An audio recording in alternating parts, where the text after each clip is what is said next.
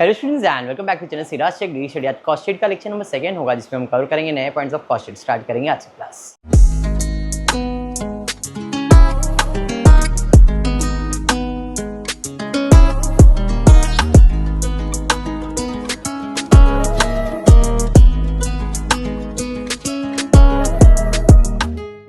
In the previous class हमने cost sheet start कर दिया था, बराबर है।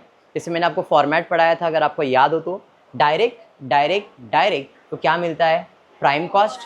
फिर उसके अंदर हम ऐड करते हैं क्या, फैक्ट्री ओवरहेड्स। पहले 3 डायरेक्ट आ जाएगा, उसके अंदर हम फैक्ट्री का खर्चा ऐड करेंगे, मतलब फैक्ट्री ओवरहेड्स ऐड करेंगे तो हमको मिलेगा फैक्ट्री कॉस्ट या वर्क कॉस्ट। फिर उसके अंदर हम लोग ऐड करेंगे ऑफिस का खर्चा, बट उसके अंदर मैंने कल 3 नया चीज बताया था, quality control cost, research and development cost and office and admin cost. आप अगर ऑफिस याद रखोगे तो भी चलेगा, बिकॉज आपके सिलेबस में क्वालिटी कंट्रोल और रिसर्च डेवलपमेंट का एक भी सम्स नहीं है, बट फॉर्मेट है इसलिए मैंने बता दिया है। तो direct direct direct prime cost, add करेंगे हम लोग उसके अंदर फैक्ट्री तो फैक्ट्री कॉस्ट, फिर ऐड करेंगे ऑफिस तो ऑफिस कॉस्ट नहीं, कॉस्ट ऑफ प्रोडक्शन मिलेगा। कॉस्ट ऑफ प्रोडक्शन के अंदर हम ऐड करेंगे opening stock of finish goods minus करेंगे closing stock of finish goods तो मिलेगा COGS। COGS के अंदर हम ऐड करेंगे सेलिंग खर्चा तो मिलेगा कॉस्ट ऑफ सेल्स, ऐड करेंगे प्रॉफिट तो मिल जाएगा सेल्स। पैटर्न क्लियर है। टेक्स्ट बुक में पेज नंबर 21 नया टेक्स्ट बुक जो है न्यू एजुकेशन पॉलिसी के हिसाब से ये आपकी टेक्स्ट बुक का ही सम है, ठीक है। क्वेश्चन दिया हुआ है, from the following particular you are required to prepare statement showing total cost to state what percentage manufacturing cost, manufacturing on cost, selling on cost bears to the total cost। ये सब percentage की बात बाद में करेंगे। सबसे पहला जो अपने को सॉल्व करने बोला है, स्टेटमेंट शोइंग टोटल कॉस्ट। आपका पैटर्न यही है, direct direct direct prime cost, add करेंगे फैक्ट्री तो फैक्ट्री कॉस्ट, ऐड करेंगे ऑफिस तो cost of production, opening stock of finish good, closing stock of finish goods तो मिलेगा cost of goods sold, add करेंगे सेलिंग तो कॉस्ट ऑफ सेल्स, ऐड करेंगे profit. तो सीधी आपका बेसिक सा एक फॉर्मेट है, ठीक है। क्वेश्चन आपके सामने है, पहला काम करेंगे मार्किंग, कौन सा चीज किधर जाएगा। ओपनिंग स्टॉक किस चीज का है, तो डायरेक्ट मटेरियल में ही जाएगा तो DM लिख दिया। WIP work in progress eight commencement, ये WIP है। मैंने आपको बताया था 3 टाइप के स्टॉक होते हैं, कौन से, raw material, WIP, finish goods. Raw material मतलब डायरेक्ट मटेरियल, WIP का मतलब होता है, WIP मतलब जिसमें काम चल रहा है, काम कहाँ चलता है, फैक्ट्री में, तो WIP कहाँ जाएगा, फैक्ट्री कॉस्ट, फैक्ट्री ओवरहेड्स में। समझ में आ गया क्या।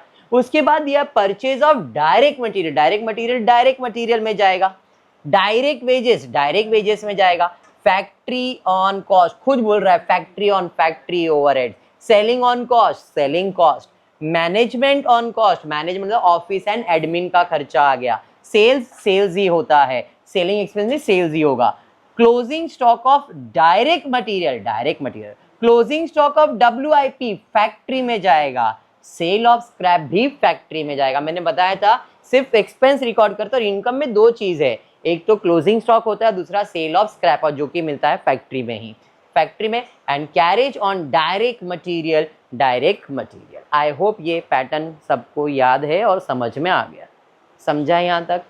अब हम क्या करेंगे, पैटर्न के हिसाब से पहले direct material, but direct material single नहीं दिया है, डायरेक्ट मटेरियल बहुत सारा चीज है, तो डायरेक्ट मटेरियल डायरेक्टली नहीं दिया तो उसका एक पैटर्न जो मैंने आपको ऐड करवाया था टू फाइंड, उसे हम लोग डायरेक्ट मटेरियल नहीं कहते, क्या कहते हैं, रॉ मटेरियल कंज्यूम कहते हैं। ये फाइंड करने का फॉर्मेट है, opening stock of raw material, add purchase of raw material, add direct expense of raw material, less closing stock of raw material का फॉर्मेट है। तो opening stock of raw material हाँ सर दिया है 61,700, purchase of raw material, purchase of direct material दिया है 2,86,500, add direct expenses carriage on direct material दिया हुआ है तो 5,950, less closing stock of raw material, closing stock of raw material भी दिया है।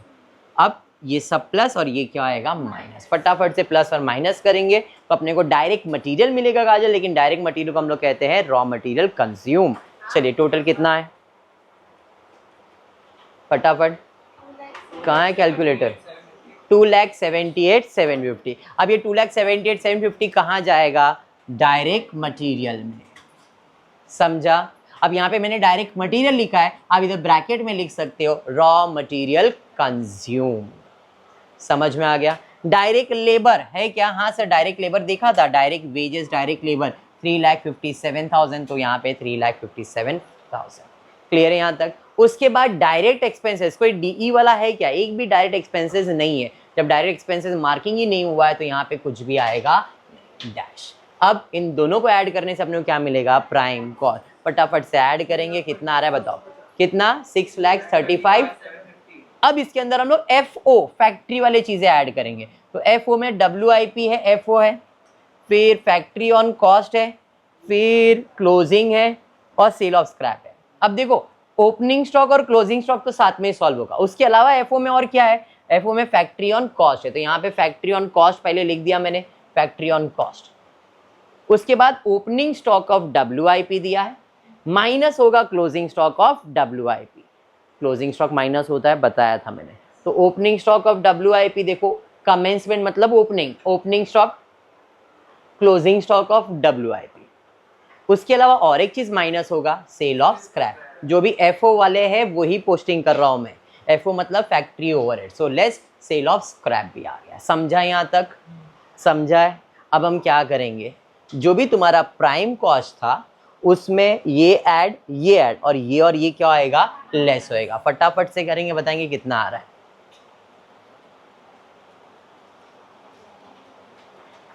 फटाफट से ऐड लेस करके बताएंगे कितना आ रहा है। 8,20,000। समझ में आया? अब यहाँ पे मैंने एक टोटल कॉलम बनाया जिसमें आपको ये 184 दिख रहा है। ये 184 किस चीज का है? तो ये प्लस ये माइनस ये, इन सब का टोटल है। ये सिर्फ फैक्ट्री का टोटल है, और वो 6,35,000 में ये अमाउंट ऐड करो तो आपको ये अमाउंट मिल जाएगा। समझा क्या? इसलिए वो टोटल का कॉलम बनाया, नेसेसरी नहीं है। अंडरस्टूड? अब फैक्ट्री के अंदर हम ऐड करेंगे क्या? ऑफिस का खर्चा, OE।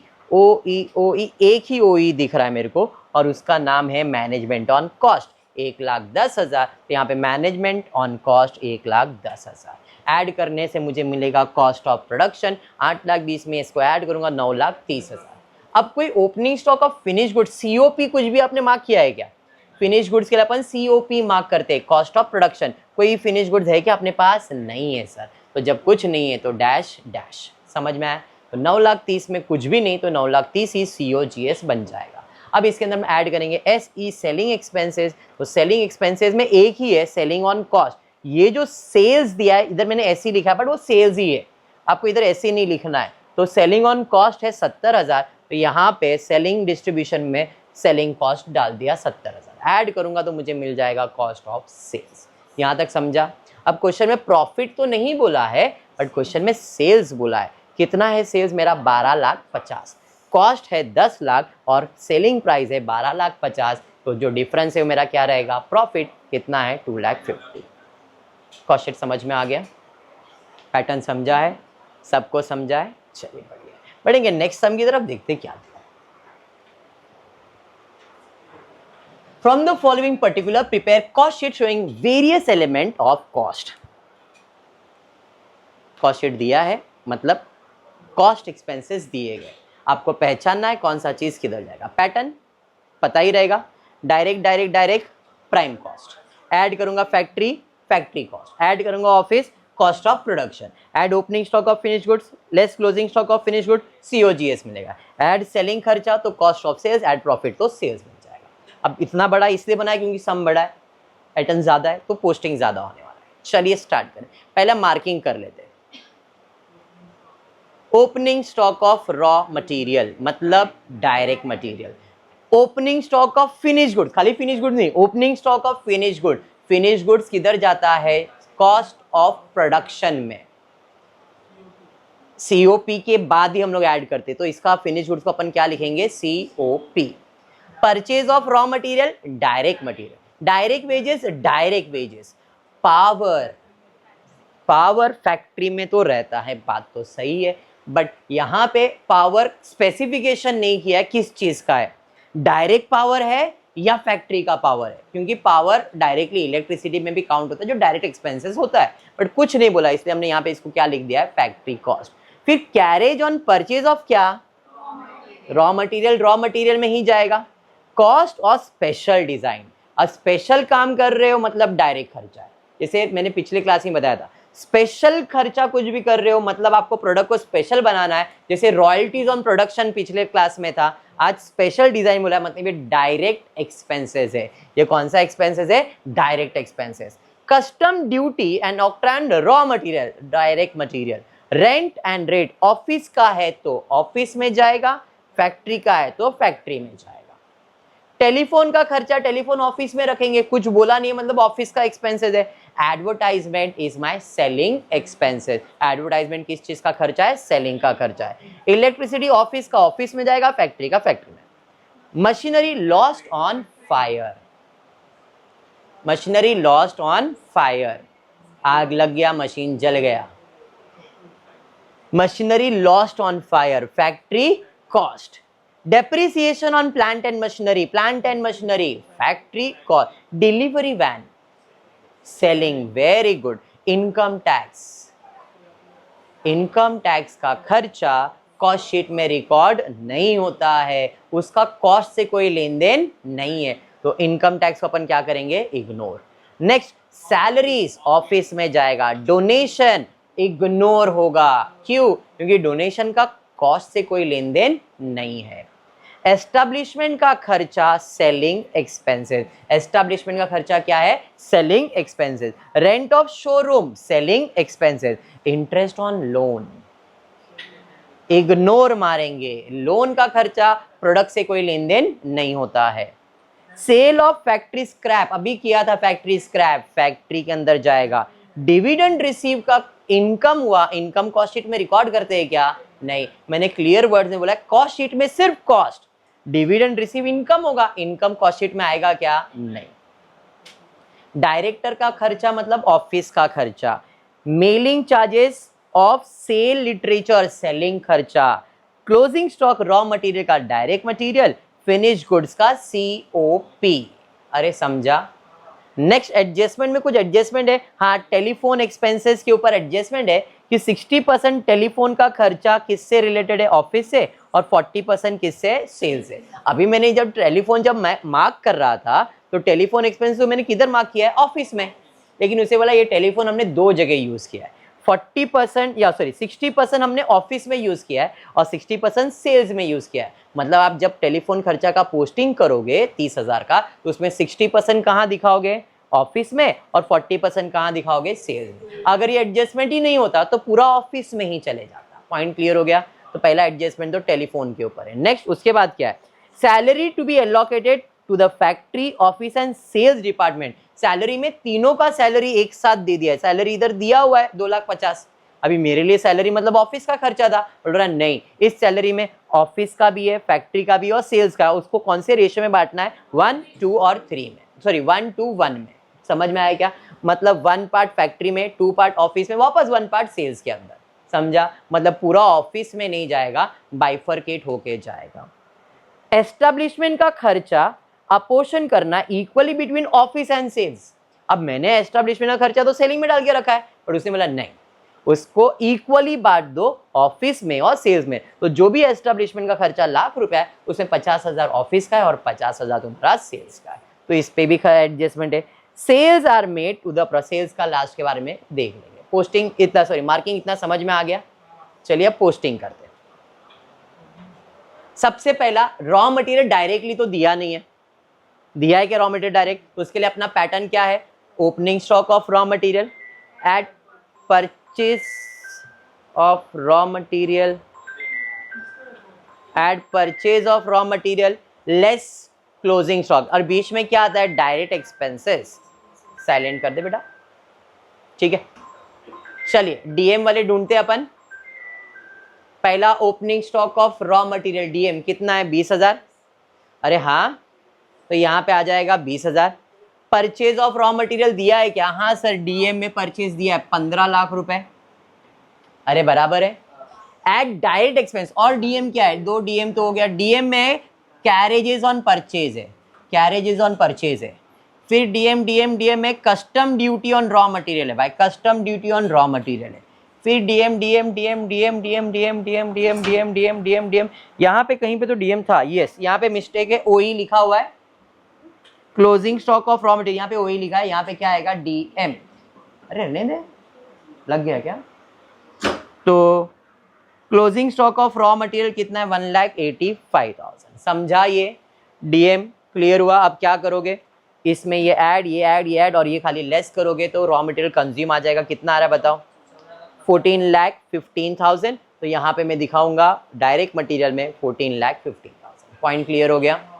उसके बाद क्या है, डायरेक्ट वेजेस चाहिए, डीएल या डीडब्ल्यू लिखा रहेगा तो डीएल लिखा हुआ है, डायरेक्ट वेजेस कितना दिया है 12 लाख, तो यहाँ पे आ जाएगा 12 लाख। उसके बाद डीई डायरेक्ट एक्सपेंसेस में अपन ने देखा था स्पेशल डिजाइनिंग का खर्चा है 50,000। पहले 3 डायरेक्ट मिल गए, एक ही रहेगा, खाली मटेरियल का फॉर्मेट बनेगा, बाकी डायरेक्टली ही दिया रहेगा। अब तीनों को ऐड कर दो, 26,65,000, 2665। अब इसके अंदर एफसी या एफओ फैक्ट्री से रिलेटेड खर्चा, तो एफओ वाले ढूंढते हैं अपन, एफओ एफसी दिया हुआ है, पावर आ गया पहला, फैक्ट्री कॉस्ट, तो फैक्ट्री कॉस्ट में पावर आ गया 99,500। अरे समझाइए, फिर एफसी फैक्ट्री का रेंट है, बराबर है, तो फैक्ट्री का रेंट है, फैक्ट्री रेंट 70,000। अरे ये समझा क्या? फिर टेलीफोन में था कि ऑफिस का, फैक्ट्री का नहीं था, एडवर्टाइजमेंट नहीं, इलेक्ट्रिसिटी फैक्ट्री का आ जाएगा कितना 30,000, तो भाई यहाँ पे इलेक्ट्रिसिटी 30,000। अरे समझा? उसके बाद मशीनरी लॉस्ट ऑन फायर हमने फैक्ट्री कॉस्ट लिखा था, याद है? इधर क्रॉस मारा हुआ है, हमने लिखा था ना मार्किंग जब कर रहे थे, बट यहाँ पे क्रॉस मारा है। उसका रीजन है क्या है समझो, मशीनरी का डेप्रिसिएशन होता है, मशीनरी पे डेप्रिसिएशन होता है, मशीनरी का रिपेयर्स होता है, तो ये सब कॉस्ट में आ रहा है।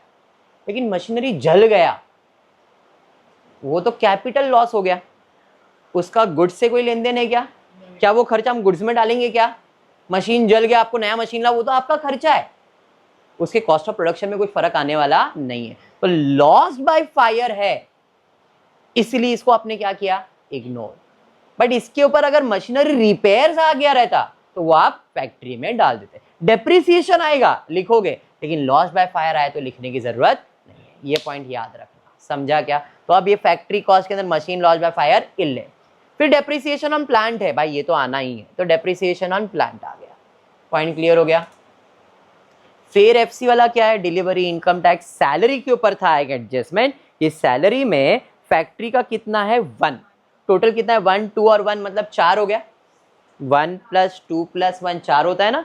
तो सैलरी टोटल कितना है 2.5 लाख रुपया, तो 2,50,000 इंटू 1 डिवाइड बाय 4 करेंगे, कितना आता है 75, 62,500। तो यहाँ पे आ जाऊंगा, मैं लिखूंगा सैलरी 62,500। पॉइंट समझ में आया या बाउंसर गया? सैलरीज के बाद डोनेशन नहीं। एस्टैब्लिशमेंट में भी किसके बारे में बोला था उसने, ऑफिस और सेल्स, मतलब इधर नहीं आएगा। फिर rent of showroom, interest, sale of scrap आएगा, और डायरेक्टर नहीं, मेलिंग नहीं, कुछ नहीं। तो यहाँ पे और एक चीज आ जाएगा, सेल ऑफ स्क्रैप, समझा? अब आप इस सब का टोटल करके इसका टोटल ले सकते हो। किसका टोटल किया मैंने? फैक्ट्री के खर्चे का टोटल किया, जो भी फैक्ट्री का खर्चा का टोटल है। कैसे? 99,500, 70,000, 30,000, 80,000, और उसमें सिर्फ माइनस क्या किया है 7,500। तो इसका टोटल है 3,34,000। अब ये 3,34,500 किस में ऐड होगा? 26,65,000 में ऐड हो जाएगा, तो मुझे मिलेगा फैक्ट्री या तो वर्क कॉस्ट। समझा? ये समझा? अब इसके अंदर हम क्या ऐड करेंगे? ऑफिस, ओई वाले सब, ओई भाई, यहाँ पे आ गया रेंट, रेट एंड टैक्सेस 50,000 आ गया। तो सबसे पहला चीज इधर आ गया, रेंट, रेट्स एंड टैक्सेस 50,000। फिर ओए रेंट, रेट के बाद टेलीफोन एक्सपेंसेस के ऊपर एडजस्टमेंट था, ऑफिस में पूरा नहीं जाएगा। टेलीफोन खर्चे में ऑफिस में कितना आएगा? ऑफिस रेट कितना था 60%, तो 30,000 का 60% मतलब 18,000, तो टेलीफोन में 18,000 ही आएगा। अरे समझाइए। नेक्स्ट उसके बाद टेलीफोन के बाद क्या है? टेलीफोन के बाद टेलीफोन एडवर्टाइजमेंट, सेलिंग में जाएगा। इलेक्ट्रिसिटी ऑफिस का 15,000, यहाँ पे इलेक्ट्रिसिटी आ जाएगा 15,000। अरे ये समझा क्या? नेक्स्ट उसके बाद क्या है, उसके बाद इलेक्ट्रिसिटी के बाद मशीन नहीं, डेप्रिसिएशन नहीं, डिलीवरी वैन नहीं, इनकम टैक्स, सैलरीज आने वाला है। 60 to 500 का डबल कर देने का है। 60 to 500 का डबल करो, कितना आ रहा है?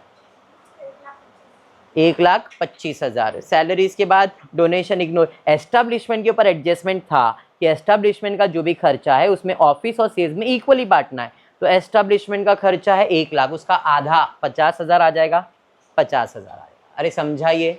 एस्टेब्लिशमेंट के बाद रेंट ऑफ शोरूम नहीं, इंटरेस्ट नहीं, सेल ऑफ स्क्रैप नहीं, डिविडेंड, डायरेक्टर फीस आने वाला है 60,000, डायरेक्टर फीस आएगा 60,000। मेलिंग चार्जेस फॉर सेल नहीं, क्लोजिंग स्टॉक नहीं, फिनिश, बस इतना ही है। अब आप इसका सबका टोटल लोगे तो ये ऑफिस का खर्चे का टोटल आएगा। जो भी ऑफिस के खर्चे का टोटल आया है वर्क कॉस्ट में ऐड होगा। तो 29,99,500 में 3,18,000 ऐड करूंगा तो कॉस्ट ऑफ प्रोडक्शन 33,17,500। समझ में आ गया यहाँ तक? पक्का? अब इसके अंदर हम ऐड करेंगे opening stock of finish goods minus करेंगे closing stock of finish goods. देखो opening stock of finish goods दिया है, कितना दिया है? 30,000 opening. Closing stock of finish goods दिया है, कितना है? 30,000। तो आंसर सेम ही आ जाएगा, जिसे हम लोग कहते हैं cost of goods sold, COGS। अब इसके अंदर SE यानी कि सेलिंग खर्चा ऐड करेंगे। सेलिंग खर्चा SE, सेलिंग खर्चा, सेलिंग खर्चा, सेलिंग खर्चा, रेंट हो गया। टेलीफोन पे बाकी था, टेलीफोन में क्या बोला था? 60% ऑफिस में है, 40% सेल्स में। तो टेलीफोन खर्चा है 30, उसका 40 मतलब 12,000। यहाँ पे टेलीफोन एक्सपेंसेस 12,000। अरे समझाइए। फिर एडवर्टाइजमेंट दिया है तो भाई एडवर्टाइजमेंट जैसा दिया है वैसे ही आ गया। फिर इलेक्ट्रिसिटी के ऊपर एडजस्टमेंट नहीं, मशीन नहीं, डिलीवरी वैन है तो डिलीवरी वैन आ जाएगा यहाँ पे। सैलरी था क्या बीच में डिलीवरी वैन के ऊपर?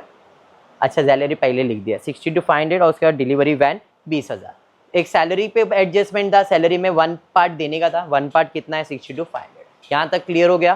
फिर डिलीवरी वैन हो गया, इनकम, सैलरी, डोनेशन। एस्टेब्लिशमेंट खर्चा आधा लिखना था तो एस्टेब्लिशमेंट आधा लिखना था, 50,000। रेंट ऑफ शोरूम आने वाला जगह है, हाँ भाई रेंट ऑफ शोरूम आ गया। इंटरेस्ट नहीं, सेल ऑफ स्क्रैप नहीं, डिविडेंड नहीं, डायरेक्टर नहीं। मेलिंग चार्जेस बाकी है, यहाँ पे आ जाएगा मेलिंग चार्जेस। समझ में आ गया क्या? अरे हाँ। और कुछ है? नहीं। तो आप क्या करोगे? टोटल सेल्स का टोटल लोगे 12, 75, 60, इन सब का टोटल लिया तो टोटल सेलिंग खर्चा आ गया 2,94,500। उसे हम लोग किस में ऐड करेंगे? कॉस्ट ऑफ गुड्स सोल्ड में। तो कॉस्ट ऑफ गुड्स सोल्ड में ऐड करके यहाँ तक समझ में आ गया क्या? हाँ। अब लास्ट एडजस्टमेंट है, जरा दिखा तो लास्ट एडजस्टमेंट यहाँ पे। Sales are made to earn a profit 20% on selling price. पिछले क्लास में मैंने बता दिया था आपको। प्रॉफिट ऑन क्या बोला इधर? प्रॉफिट ऑन क्या बोला है? Sales. Cost plus profit equals to क्या होता है? Cost plus profit equals to sales है, ये फॉर्मूला मैंने आपको बताया। अब प्रॉफिट ऑन सेल्स बोला है, जब प्रॉफिट ऑन सेल्स बोला है तो ये 100, प्रॉफिट ऑन सेल्स बोला है तो सेल्स 100, प्रॉफिट ऑन कॉस्ट बोला रहता तो कॉस्ट 100। कितना प्रॉफिट बोला है? 20%। तो भाई 20%, तो इसका मतलब ये प्लस ये करके कितना आना चाहिए? 100। तो ये कितना रहेगा? अब सेम चीज इधर भी लिखने का है, CPS, कॉस्ट प्रॉफिट सेल्स। अब इसमें कॉस्ट कितना है? 80, प्रॉफिट कितना है? 20, सेल्स कितना है? 100। अब इन तीनों में कौन सा अमाउंट मालूम है? 80% मालूम है ना? अरे हाँ। तो अगर 36,12,000 कितना परसेंट है? 80% है ना कॉस्ट। तो प्रॉफिट कितना निकालना है? 20, या सेलिंग प्राइस कितना निकाल? अब यहाँ पे आप कुछ भी लिखो, 20% लिखो या आप 100% लिखो, आपकी मर्जी। 100% लिखोगे तो सेल्स अमाउंट मिलेगा, 20% लिखोगे तो प्रॉफिट का अमाउंट मिलेगा। क्रॉस मल्टीप्लाई होगा 36,12,000 इंटू 20 डिवाइड बाई 80, या फिर 36,12,000 इंटू 100 डिवाइड बाई 80, कुछ भी करो। आप कौन सा निकाल रहे हो? 20% निकालो। कितना आ रहा है 20%? बोलो। अरे कैलकुलेट करके बोलो ना। 36,12,000 इंटू 20 डिवाइड बाई 80, 90,300, 9,03,000।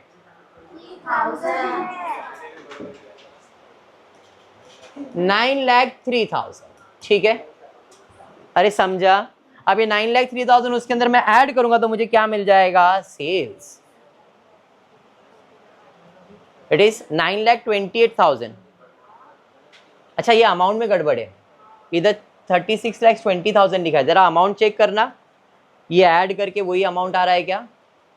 9,03,000 उधर लिखा है, देखो 9,03,000 मतलब इधर इधर प्रिंटिंग मिस्टेक है, वहां नहीं, ठीक है। अब ये ऐड करूंगा तो मुझे क्या मिल जाएगा, सेल्स। इसमें ये ऐड करोगे तो सेल्स मिल जाएगा। सम क्लियर हुआ। इधर प्रिंटिंग मिस्टेक हुआ है, 36,20,000 लिखा है, 36,12,000 आएगा यहाँ पे, ठीक है। आंसर 9,03,000 आया है तुमको, डन है इतना।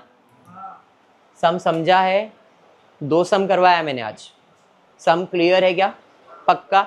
चलिए तो फिर आज का क्लास इतना ही रखता हूँ। होपफुली वीडियो पसंद आए तो प्लीज वीडियो को लाइक कर देना, फ्रेंड्स ग्रुप में शेयर करना, चैनल को सब्सक्राइब करना। Thank you for watching the video.